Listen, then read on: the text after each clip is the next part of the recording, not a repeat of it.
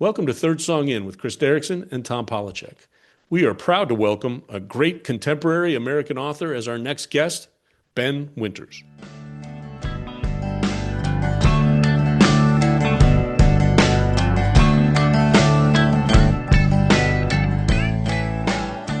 Unfortunately, Chris wasn't able to join me for my interview with Ben Winters. He extends his apologies because he really wanted to talk about the show Tracker. Hopefully, I held my own. Please enjoy this interview with author Ben H. Winters. Ben H. Winters is a novelist, television writer-producer, comic book writer, and creator of original audio content. He's probably best known for mystery and science fiction novels such as Underground Airlines. He's well known for creating the CBS show Tracker. My own introduction was the award-winning Last Policeman trilogy, which I read about in the Washington University Alumni Magazine. I just finished your newest novel, Big Time, which I absolutely loved and read in a period of about, I want to say, 20 hours. I cranked the whole thing out. So welcome to the show. Well, thank you very much. Thanks for having me. Absolutely. That was, there was just one of those small little Alumni Magazine blurbs.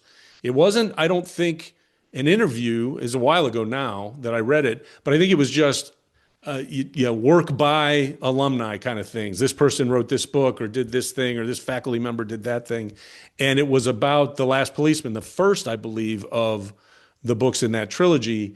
And I consumed those in no time. I thought that was such a fun, cool, interesting sci-fi premise. And I just love that book. And ever since then, I've been reading, frankly, just about everything you got out there. Well, thank you very much. I appreciate it. Very proud of that book. So let me ask you, because we're going to get to WashU in a second, but where'd you grow up? I grew up in Maryland, outside the DC area. So like Potomac, Rockville, that area. Yeah, I was there since I was a little kid. And then I went to WashU. And you went to St. Louis to school. Yep. You're about 10 years behind Chris and I in terms of graduation dates. What took you to Washington University and St. Louis? It's funny. There was a bunch of kids who had gone the year previous from my high school, I guess, and it was recommended to me. And I guess I sort of like the idea of getting a little bit far away from home, but not all the way to the West Coast. And I had a cousin who went there, loved it. I don't know, it just felt like a good fit. So yeah, that was really it. Yeah, it's interesting because when I went there, Washington University was kind of everybody on the East Coast's backup school. And a little bit of that vibe, yeah, yeah. But I think in the 10 years since then, and even more so probably after that, it's become number one on so many people's lists. For me personally, I've definitely benefited from the increase of the reputation of that school, which, probably wasn't quite as high when I went there. Well, maybe you were the beginning of it. You were the vanguard. That's what we try to tell people. Chris and I always try to tell people that. However, we also have to admit there's probably no way we could have gotten in if we applied now. So yeah, well, there you go. I was actually going through this now with my kids. It's just it's rough. It's rougher than it was when we were kids. That's for sure. I have twin sons who are freshmen in college this very year. They just went back home for second semester, or went back to school for second semester, and that process was even more difficult than my daughter's, which was only about 5 years prior. It just gets tougher and tougher. Yeah. So what was your major undergrad? English. All right. And I minored in history. Yeah. And there's a part of me that's like, I've always looked back and be like, maybe I should have majored in something that like economics or something useful. Not that English isn't useful, but like I probably would have read all those books anyway. But I did like it. I had a good experience. I had good professors. There's a good writing program at WashU. There's not a writing major, but I did a lot of writing there. So maybe there is now. But it was a good program. So when you first attended, did you have it in your mind that you were going to be a creator, that you were going to write and put out novels and TV shows and that kind of thing? I don't know. No, I don't know. I have no idea. Looking back, I have no idea what I thought I was doing. I always loved theater and I was involved in the theater program and I wrote for the school paper actually. And I guess I always had in my mind I was going to do something in the arts, but it took me a long time. And it's still, I feel like I'm figuring out what exactly my sort of specific pathway would be, So, but yeah, I think I was feeling it out as I went, really. Well, that's one of the most interesting things, I think, if you look up your Wikipedia entry, for example, is the breadth of what you do. I find that really interesting that not only are you writing novels and creating TV shows, but that you're involved in writing comic books.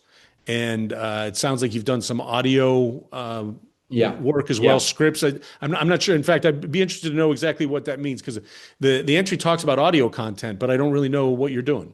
Well, basically, Audible, the company Audible, all the books are, become audiobooks. That's just sort of de rigueur. If you're publishing now with a, major publisher, they will become audiobooks, which is awesome. But then also the company Audible and some other places too, some podcast companies are commissioning original audio stories. So I'm working on another one now, like 5 of these. They're called Audible Originals that are just basically short books or novella length stories that don't exist as a book itself. They are just for Audible. So kind of And a so that's been radio fun. play, Kind kind of of exactly. like a Basically a throwback. radio play. And so I would encourage people if they have Audible to check those out. I love the ones I've wrote. There's one I did called Self-Help that I think is one of the best things I've done. But then there's tons of that content out there. It's really a funny world we live in. There's just so much content. Yeah, it can be a little overwhelming, that's for It sure. can. So And that's been really fun. The Audible stuff is great. yeah, that's very cool. And I will have to check that out. Although I am, again, so old and so set in my ways that I love a good paperback book that I hold in my hand. Me too. Uh, And there's nothing like a book. There really isn't. But I've sort of given up on being too like pedantic or Luddite about it. Like it just, I'm most excited that people encounter the work, whatever the work is. So if it's a show, if it's a podcast, if whatever it is, like great. And yeah, there if is a you've convenience to reading online or to listening. Like there's always a convenience to it. absolutely, and of course, people spend a lot of time, in cars and on the train and elsewhere. So it's nice to have audio components to all of that Walking the stuff. dog in my case. It's a lot of walking the dog. Exactly, exactly. I have the same issue. How did you break into what I would call mainstream TV? I mean, that's a very interesting thing that I didn't realize. I've been telling people about your writing, your novels, your sci-fi, the kind of mashup books that I think you started out with that I think are Yeah. amazing. Thank you. And again, not until I looked at Wikipedia did I realize that you were involved in the creation of, a top 10 TV show. Just luck. I mean, not luck. That's not true. But the basically the very short version of the story is that when some of the earlier books, particularly The Last Policeman, had been optioned for TV or film, uh, and then nothing happened. This happened a couple times, and I got sort of frustrated slash curious about the nature of the business, and so I sort of started to look to think, well, I can do this probably. If I can write a book, I could probably write a pilot script. And so it was sort of happened that way that I got curious about the business that way. I ended up coming out here for what was supposed to be just a few months because my wife had a sabbatical, and we were like, let's just check out LA. And I made some contacts. I did write a pilot script, not based on one of my books, but just an original idea, and I was able to sell that. And so there's a little beginner's luck, and I was like, okay, great, I'll just do this. So we ended up moving to LA, and that was about 10 years ago now, 9 years ago, and I since then have sort of gone back and forth. I've continued to write books, but at the same time, slowly built a career in television also, largely not in the traditional way of someone working their way up as a TV staff writer, Hmm. which is the kind of traditional television trajectories. You start as a writer's assistant, you get a job on a staff, slowly work your way up to being an executive producer level. My career, because of the books, has been much more about either selling pilots or selling shows based on my ideas, based on my books, or get people interested in me because of the books. So I've sort of had the opportunity to kind of come in through a side door, basically, which in a roundabout way led to becoming involved in the show that would become Tracker, basically. Is that the show was already in development with a different writer attached. That version didn't work out. And someone I think at the network, someone at CBS was like, oh, you should meet with Ben because I had sold them a different show a couple years ago that Uh-huh. didn't go. And so anyway, so it was a kind of roundabout thing. And then, it kind of went from there. What is your when we talk about your involvement with that particular show, for Yeah. example, are you writing scripts for individual episodes? Are you No, not working? anymore. I'm not involved in it anymore now. Just the way that show worked out. I was on the first, so I Gotcha. created the show, I supervised the pilot, launched the show, and I was very involved in the first season and less so in the second season. And now we're midway through season 3 and I'm off it. I'm developing a new show. So it's funny, that's just TV, right? And Right. there are versions of this story where I'd be on the show forever. for various reasons, both having to do with the creative of the show and then some of the personnel they brought on. I was like, this isn't really my show anymore. So Right. I've moved on and I'm, trying to get new stuff going. But my name will be on it forever. That's the crazy thing. Like, That's incredible. That's really cool. And I know if there is one reason Chris wishes he was part of this interview is because that's one of his favorite shows. And I think he had lots of questions about how the episodes always end with someone bringing a check.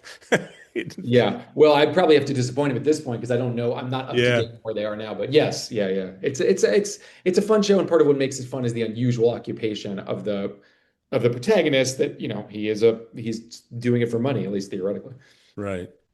Yeah, no, it is really, really, from my perspective, amazing that you start the ball rolling on something something like that, and then it continues with a life of its own, and you move on to creating other things. Like, for example, Benjamin, the comic book that I really, really enjoy. I think that's another one that struck me as unusual. Like I didn't expect that you would be writing comics, moving from novels to TV to comics. Although these days, who knows? People make all kinds of moves in that way, I suppose. Yeah, and that was just another one that kind of it was an idea I had had for a movie, I think. And like what I have found in this career, it is useful to have a kind of an open mind about where something might work best, right? Like between the Audible stuff, the TV, writing books, like I'm lucky that okay, I have this cool idea. I'm not sure the movie is going to work out, but then I happened to be friends with this guy who was a TV guy who had moved over into comics, and he was like, "Did you ever want to try writing a comic?" And I was like, "Oh, I have this idea," and that sort of turned into this series called Benjamin, uh, which I'm very happy about. It's actually coming out in March as a full graphic novel. It was three individual issues over last summer, and now they've been bound into a collection that comes out, I think, either late February or early March. I I'm would a comic encourage book people to read guy. that. Yeah. Oh, good. And so lots of times, particularly with independent comics, as opposed to like the Marvel and DC stuff, I'll pick up issue one of a series, and if I like it, I won't buy the floppy issues. I'll just set my mind on buying the trade. And in this Yeah. one, I got to tell you, every month or I think it came out on a monthly basis, or Yeah. maybe It it was was every three two. months last summer. Yeah. Every month I looked at it, I thought, well, you know what? I got to see what happens. So not only I bought the three floppy issues and I'm waiting for the trade to come out because I'm really looking Uh, forward to reading it as a whole, because I think a lot of times that's the best way to read that kind of work. yeah. Thank you. I think so too. I'm excited for the hardback. It was really something that I was very proud of, and it was a different muscle to sort of stretch. And I really am excited to do more comic book stuff. Oh, that's great. I was going to ask if you had more interest in it. We talked to Tim Seeley a few weeks ago, who is a pretty well-known comic book creator, who's also, I think, dabbled in film and TV and sold stories and what have you. And Yeah. it sounds like it can be. It's a very creative form of entertainment, I think, but it also, I think, takes some adjustment to do it right.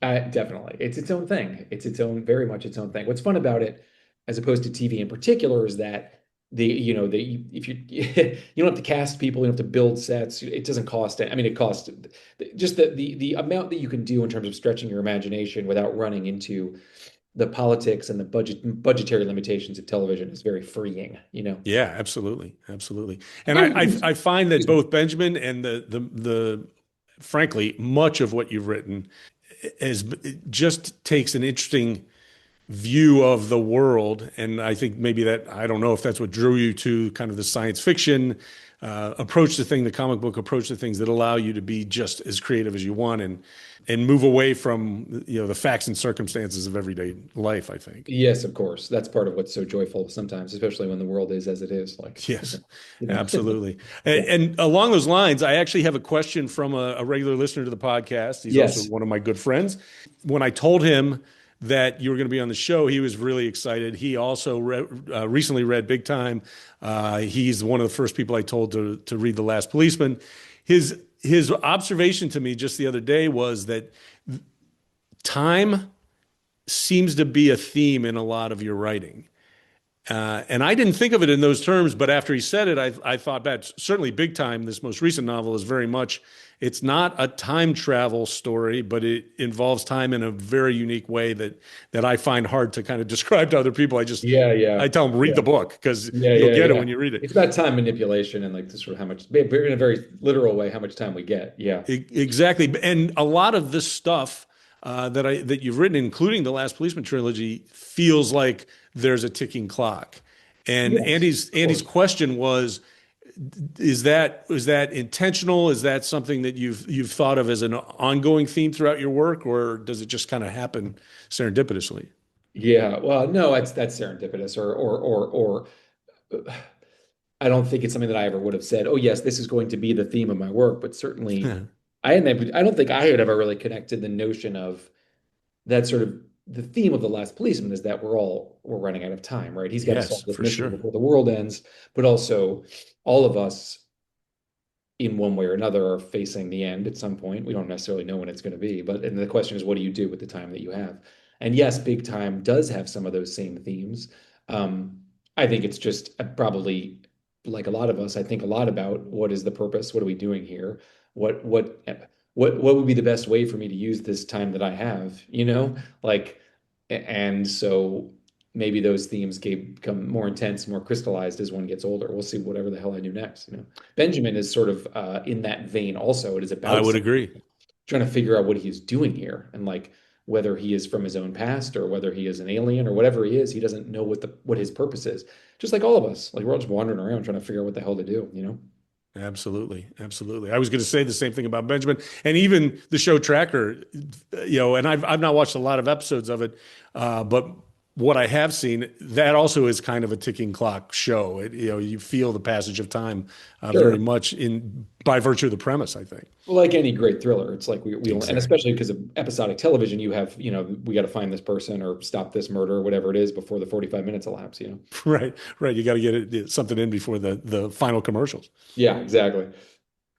Well, I would say, from my own perspective, that what you've done with your time so far is really impressive, and I hope you keep doing it. As Oh, I said, I look for every book when it comes out. There's a certain category of writer that I buy books in hard copy as opposed to on my iPad. You're one of those. And I've really enjoyed your work so far. I do want our listeners, first of all, to know that there is a website, benhwinters.com, which I think is a good place to start to kind of look at the kind of work you've done in the past. You mentioned earlier coming out, I think very soon is the trade paperback for Benjamin, and I can't recommend that highly enough. I think it's a great comic story, and it is nothing like picking up an issue of Batman, for example, I wouldn't say so. or a Yeah. Godzilla comic or anything like that. It's definitely its own thing, and I think it is probably the only way you could have told that story. And I'm looking forward to that coming out, and I think our listeners should look for it as well. Thank you so much. I hope so. I'm very pleased with it. Yeah, it's great. Absolutely. Is there anything else that you have either coming out or anything that you want us to look for online or otherwise? No, no, not really. I mean, I'm most excited imminently about the Benjamin coming out in March in the collection, and then yeah, I'm working on a new Audible thing, but that won't be out for a while. Big Time is the most recent novel that came out a year ago, year and a half ago, maybe now. And I'm working on a new book, but that we won't see it. I'm working on a new book and a new comic book series, but neither of those are going to be out this year. Probably, hopefully next year. The new comic is called The Ego Knife, but that's just very much in process. And the book doesn't have a title yet, but it's a Yeah. thriller about the devil. It's very good, I think. I hope. We'll see. All right, that will bring us to our special playlist.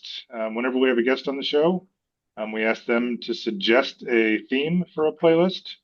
And Ben has chosen story songs, which is very fitting for a writer. I guess so. Yeah, and great. It's one of my favorite subgenres. I love story songs. So this is one I'm excited about, and glad you suggested the theme, Ben. Yeah, it's funny. We've actually done a whole episode about story songs, but we've never done a playlist with a guest with story songs. So it's perfect. Yep. Great. So All as right. we always do, we'll give our special guest the honor of the very first pick as well as the very last pick. What do you have for us for the number one song on this playlist, Ben? Oh, well, I would do The Lonesome Death of Hattie Carroll by Bob Dylan. which I think is probably the masterpiece of the genre. It tells an incredible story, tells a true story. He takes some creative liberties with the story in order to give it the sort of maximum impact. It's beautifully recorded and sung, and then it's also been re-recorded by various people over the years. And it has the classic sort of story song, what I think of as a sort of classic story song format, which is each verse advances the story, and then there's a returning refrain. That refrain being "Now's not the time for your tears." That so it sort of settles back on at the end of each verse. So Lonesome Yeah, Death of Hattie Carroll, Bob Dylan. yeah, excellent choice. You can't go wrong with Bob Dylan. Yeah, especially on story songs, by the way. But yes. Yeah, for sure. 100%. I went with a band that's a little less known than Bob Dylan.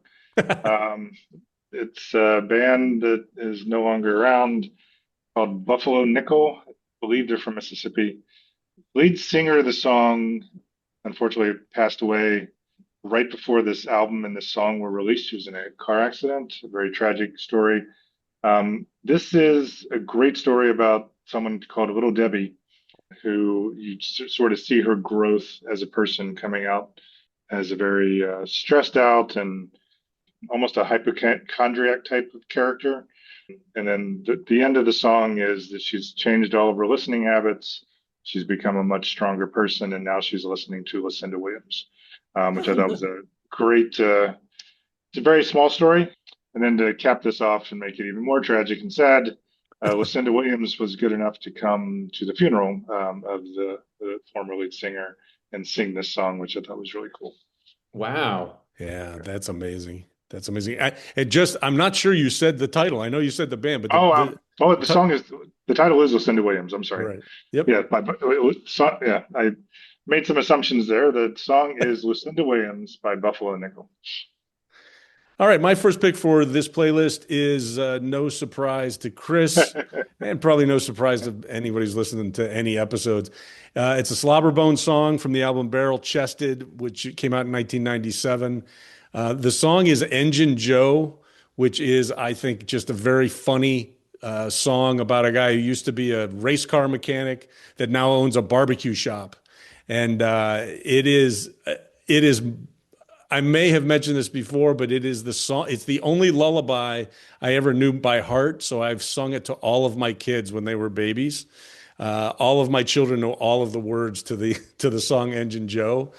And the reason Chris knows it is because I have tried to slip this song into practically every playlist he and I have ever made, and I just twist the topic or the theme of the playlist so I can get it in there. So I felt like this was a perfect chance, and actually don't think I have put it on a guest playlist yet. So Ben, you're the first one to get to the Engine Joe treatment from me. I don't know that song. That's great. It's a great band too, really good. They're defunct now, unfortunately. Although I do think they still play occasionally, but they're out of Texas. Really, country rock type of band, and just it's actually a really good driving song as well. Okay, is it my turn again? I think It is your turn. I'm going to go for my second one with the song This Year by the Mountain Goats. I feel like people who know the Mountain Goats know them very, very well. People who don't know the Mountain Goats obviously don't know the Mountain Goats, but still have the pleasure of finding out about them. This Year is actually probably the most well-known Mountain Goat song, which is, it is the title of the book of lyrics that John Darnielle, who's the prime creative force behind that band, just put out. But it's just a great song. It's an autobiographical song about a kid who basically has a troubled relationship with his mom and his stepfather, and he has this great Saturday where he goes out and meets a girl and they hang out. He plays video games and gets drunk, and then he comes home and his stepfather is waiting for him and is mad. And basically the refrain of the song is, if I can make it, I'm going to make it through this year if it kills me. And there's something it's a very simple song with a very simple story with lots of specificity and nuance. And it's an extraordinarily moving song about just what it is to be a person and to live in hope. So This Year by the Mountain Goats is my number 2 pick. I have to, before you go, Chris, I knew you were the right person to be a guest on this show, Ben, because for the finale of the last season we did, I picked that song by that band. I love that song. And it was the I'm going to make it through this year part was why I picked it for that playlist. It is a perfect choice for this one. And I'm a big Mountain Goats fan. So it's just hilarious that it was for just a few weeks ago. I think I was just raving about this song myself. Oh, fantastic. Plenty, plenty, plenty of amazing story songs once you start to dig into the Mountain Goats. I mean, Oh, yeah. it's almost an embarrassment of riches. He's also a great novelist, I should add. I am going to pivot based on that suggestion. I'm going to go with what I had as my third song and choose another one for my last one. Born at Five by Bombadil. So Bombadil is a band out of Durham, which is where I am. And this is a great song. It's basically a life story. It starts with Born at Five, bright blue eyes, and it continues through this guy's entire life until the day that he closes his eyes at 5 p.m. and dies. But just everything from heartbreak to having children, just family, everything about, everything that could go into a person's life is all crammed into this beautiful 3.5 minute song by, I think, a very underrated band. So that's my choice, Born at Five, which I would encourage you all to check out on the playlist that we're going to put out. Oh, nice. Yeah. Yep. My next pick is a song by Chris Knight from his self-titled album that came out in 1998 called Framed. Great story song, great murder song. The best line, as this guy describes basically being arrested for the murder of another man. The best line is, "I was framed even if I did gun him down." And it's just an awesome jealous murder story. And Chris Knight he's got a real knack for that kind of song. So that's the sixth pick for this playlist by Chris Knight. The song Framed. Okay. I'm going for my third song with 1952 Vincent Black Lightning by Richard Thompson.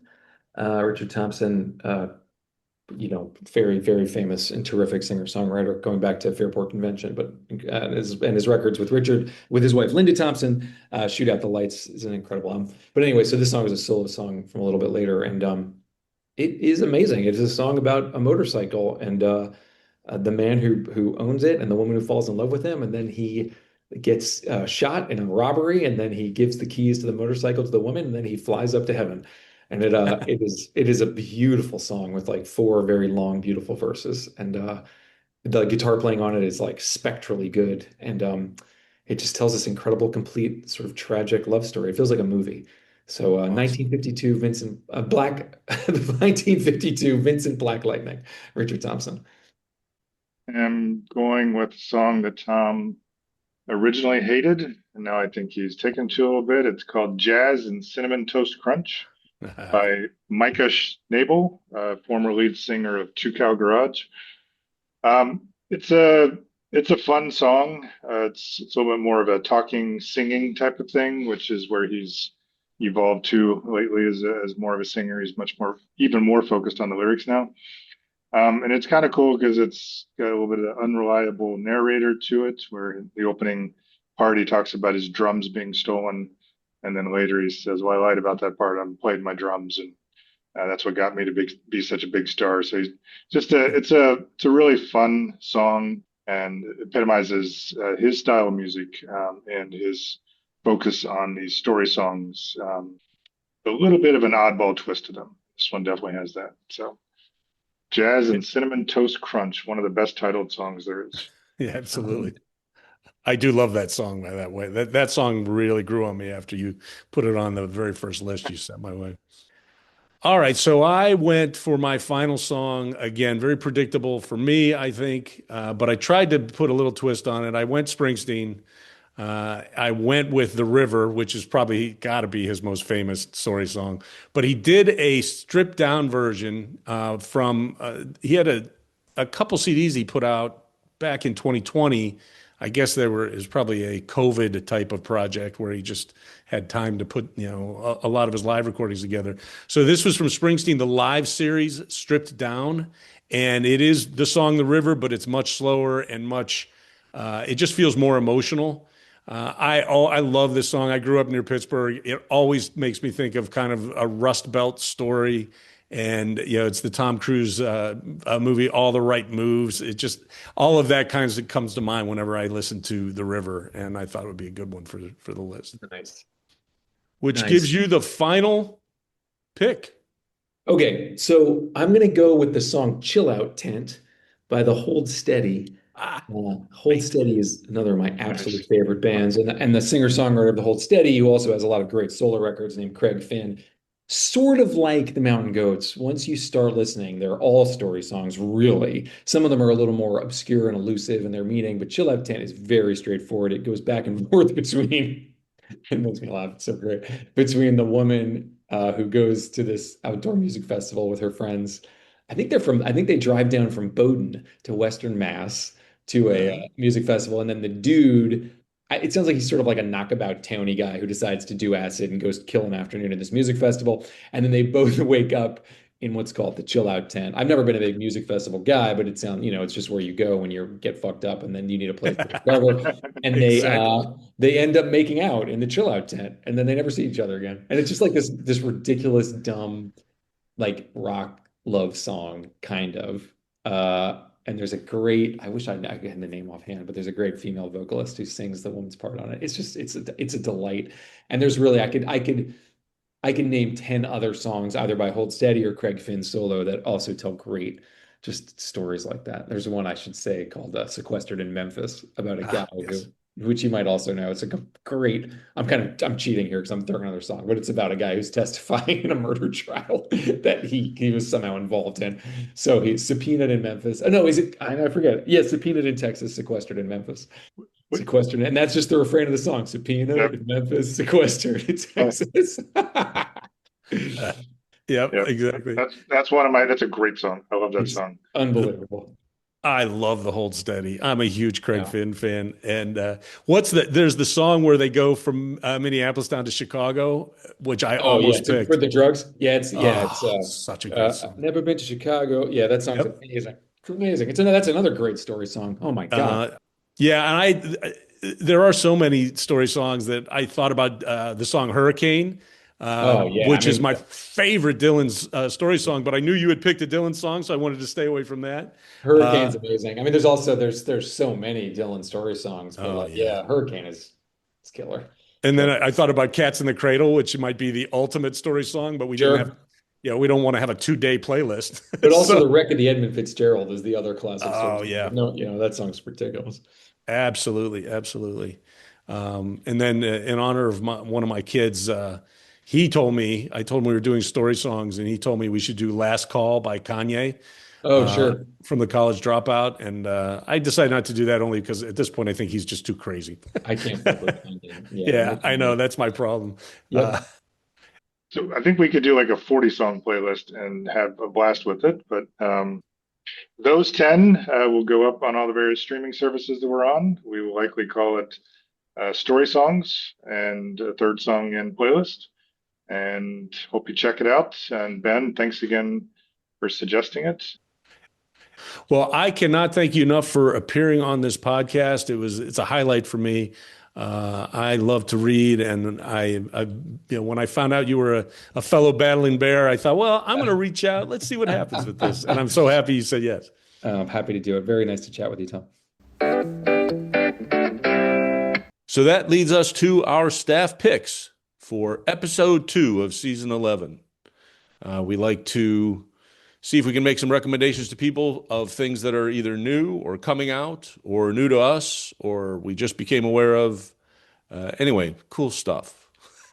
What do you have as a staff pick this week? Cool stuff, man. That's a high bar. Yeah, I know. Mine is something I haven't seen, but by the time this comes out, it should be in theaters. It's the new movie by Sam Raimi, who is one of my all-time favorites. We've talked about him, I think, in a previous episode early on in the podcast. But he has a Rachel McAdams movie called Send Help. Like she's a dork in the office and a badass on a stranded island with her boss. It looks scary as hell and I good. saw the trailer for this, man. There is no way in fucking hell I'm watching that movie. First of all, that we diverge when it comes to Sam Raimi. I am not a big Sam Raimi fan. My least favorite Marvel movie was the Doctor Strange movie that he did. But he does know how to scare the shit out of people. I will say that. Yes, he does, and I like it. Plus, I you mean, got I to haven't give a. seen this. Obviously, looks good. I saw, like I said, I saw the trailer in the theater, and you got to give a director credit for figuring out how to make Rachel McAdams look ugly, even if it's only for part of the movie, because she looks awful at the beginning, and then when she's like turns crazy, she looks pretty hot. Crazy hot. Maybe that says something about me. I don't know. My staff pick is similarly something that is coming out. The album Home Aid is due to be released on March 6th of this year. It's the new album by Chicago Farmer. Chicago Farmer is basically one guy. His name's Cody Keekoff. I hope I'm pronouncing his last name the right way.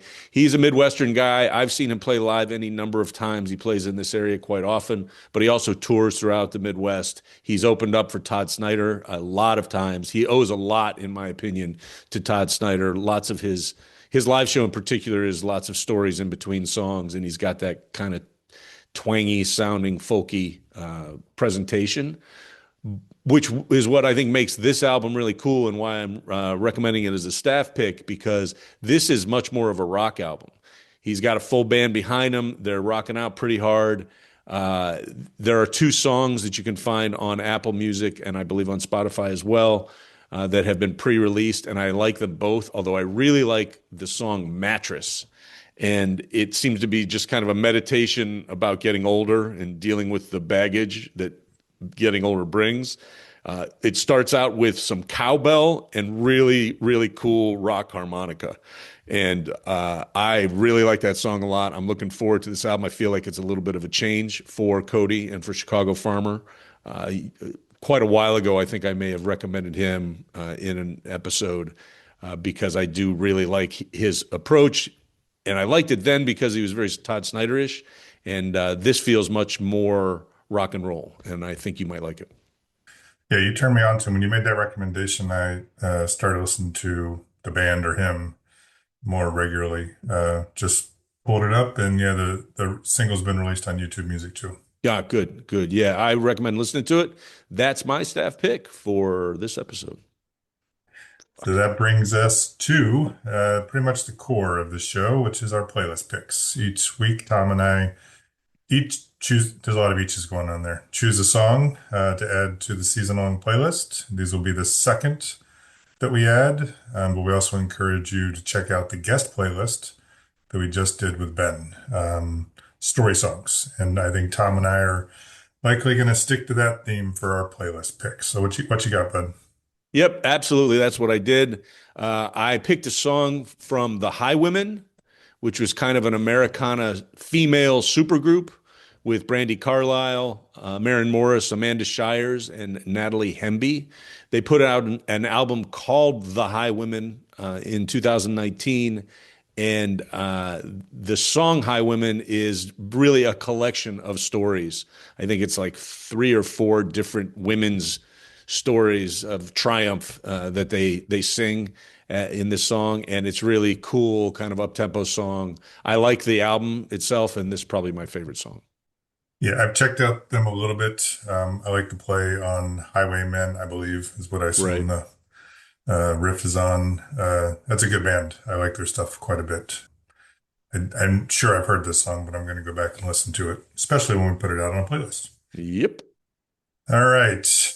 I had a number of choices. I was feeling very Tom-like on this one. Everything from BJ Barham's The Unfortunate Kind, which I think I put on a playlist before. And Corey Brannon has a cool song called Don't Go, both of which are like lifelong things where they've been with their partner forever. But I decided to go much more tragic. I feel like having such a great writer on the show as Ben inspired me. It's a band I've put before, but it's Old 60, and it's one of their first songs. They released it as a single in 2024 called Brother Joe. It's a sad, sad song. It's about a preacher, sorry. He's a little awkward, meets the love of his life. She gets him into religion. He becomes a man of God. Supposed to be a forgiving man. The night he's at the church preparing for the next day's sermon, someone kills his whole family. And he Jeez. goes to the jail, kills them, and then kills himself. It's very Wow. uplifting. Well, I don't know why you said it was depressing. It's I'm going to go listen to that right away and cry. Yeah, maybe it's just been a bad week. I can relate to that, brother. I should stop laughing about a song that's so tragic. So that does bring us to the end of episode 2 of season 11 of Third Song In, which was recorded in Chapel Hill, North Carolina, Joliet, Illinois, and Los Angeles, California. Yes, we want to once again thank Ben Winters for appearing on the show. It was a pleasure to interview him. I'm such a huge fan of his writing, and it's just crazy how much stuff he is creating these days. Please take a look for the trade paperback version of Benjamin, which is his recent comic book series. You can find many things Ben H. Winters at benhwinters.com. And frankly, any of the books that we talked about during the interview, I recommend highly. Go find them and read them as soon as you can. And I apologized at the time, but I apologize again for missing the interview. I know you did a great job, but man, it's super cool that we had the guy that does Tracker on here. I'll say that Yes. 1,000 times. So, You can email us with your questions, your comments, and your suggestions at thirdsongin@gmail.com. Please send us your thoughts. and also check out our website, thirdsonginpodcast.com. We'll have a section there called As mentioned. As mentioned. It's a good thing that I know our website so well. You can get all information about Ben and what he's up to. We might even link you to an episode of Tracker. Well, we might get in trouble for that, so probably not. Please listen to our playlists wherever you stream your music. Download them, share them, tell people about them. Please do that with both the special playlists, such as the one we just did with Ben, as well as our season-long playlists. You can find all the playlists by searching Third Song In, season 1, 2, 3, all the way through 11. What, you can't count after 3 instead of skip straight to 11? I barely made it to 3. And You can also find us on social media. Find us on Facebook, on Instagram, and on Blue Sky, and other stuff. and other stuff. Tom and I also take time to write a blog every week, and we make them available on our website, which we've mentioned multiple times, but I'll say it again, thirdsonginpodcast.com. You can also subscribe to those blogs directly through Substack. Look for Third Song In, and you'll get the latest blog each week in your inbox on Friday mornings. You've been listening to Third Song In with Chris Derrickson and Tom Polachek. Thanks for listening.